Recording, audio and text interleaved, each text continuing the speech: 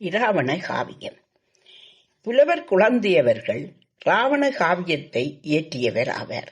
இவரது தந்தையார் முத்துச்சாமி கவுண்டர், தாயார் சின்னம்மையார். 1906 இவர் பிறந்தார். இக்காப்பியத்தில் 5 காண்டங்கள் உள்ளன. தமிழ் காண்டம், இலங்கை காண்டம், விந்தை காண்டம், பழிபுரி காண்டம், போர்க்காண்டம் என்பனவாகும்.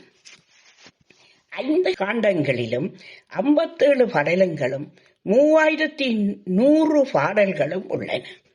காவிய தலைவனான இராவணனை கொண்டு இப்பாடல்கள் பாடப்பட்டுள்ளன.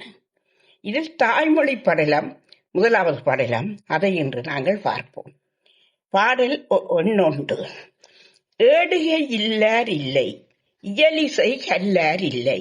ஏடுகை இல்லார் இல்லை, இயலிசை கல்லார் இல்லை. பாடுகை இல்லார் இல்லை, பள்ளையோ செல்லார் இல்லை. பாடுகை இல்லார் இல்லை, பள்ளையோ செல்லார் இல்லை.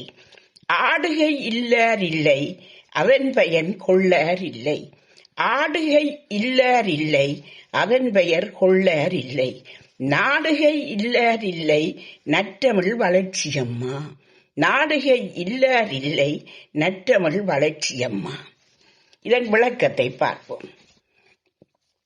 இராவணன் என்ற தமிழ் அரசன் ஆண்ட நாடு இலங்கை. உங்கள் எல்லாருக்கும் தெரியும்.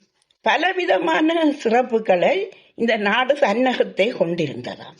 இங்கே வாழ்ந்த மக்கள் கல்வி கேள்விகளால் சிறந்த அறிவு பெற்ற மக்களாக இருந்தார்களாம். கல்வி பயின்ற ஏடுகள், நூல்கள் இல்லாமல் ஒருவரையும் அங்கு பார்க்க முடியாமல் இருந்ததாம். இயல், இசை கற்காதவர்கள் அந்த நாட்டில் இல்லவே இல்லையாம். தமிழிசையை பாடி மகிழாதவர்களும் இல்லையாம். பள்ளிக்கூடங்களுக்கு சென்று கல்வியறிவு பெறாதவர்கள் இல்லை. தமிழிசையை போற்றி ஆடல் தொழிலை செய்யாதவரும் அங்கில்லையாம்.